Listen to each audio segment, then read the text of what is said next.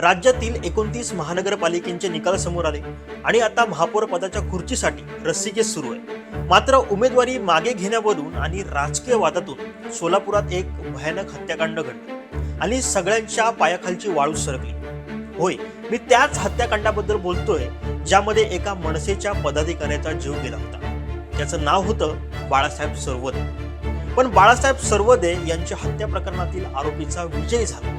तो नेमका उमेदवार कोण, पाहूयात सविस्तर व्हिडिओतून। नमस्कार, मी मयूर सावंत आणि तुम्ही पाहताय न्यूज 18 मराठी।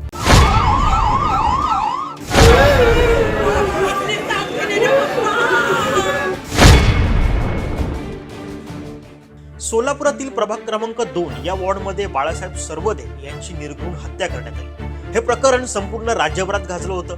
भाजपच्या 2 गटात झालेल्या हाणामारीत बाळासाहेब यांचा जीव गेला। या प्रभागातून रेखा सरवदे आणि शालन शिंदे या दोन्ही उमेदवारांनी भाजपकडून उमेदवारी मागितली होती। त्यापैकी एकीलाच ही उमेदवारी जाहीर झाली, त्या होत्या शालन शिंदे। आता शालन शिंदे यांना उमेदवारी जाहीर झाल्यानंतर रेखा सरवदे यांना उमेदवारी मागे घ्यावी लागणार होती।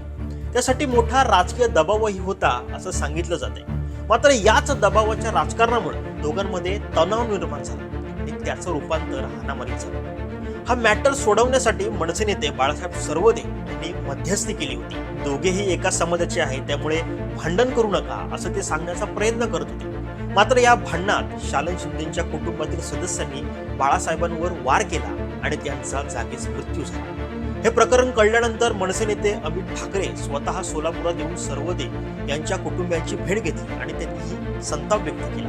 म्हणजेच एखाद्याचा जर अशा प्रकारे जीव जात असेल तर निवडणुका कुठच्या पातळीला नेऊन ठेवल्या आहेत, आपलं राज्य कुठं चाललंय असंही त्यांनी म्हटलं होतं। या संपूर्ण प्रकरणानंतर भाजप उमेदवार शालन शिंदे यांच्यासह 15 जणांवर गुन्हा दाखल करण्यात आला। त्यानंतर त्यांचं संपूर्ण कुटुंब हे तुरुंगातच होतं। शालन शिंदे या तुरुंगात गेल्यानंतर शिवसेनेच्या आफरीन पठाण यांचा विजय होईल अशी जी चर्चा आहे ती संपूर्ण प्रभागात रंगली होती।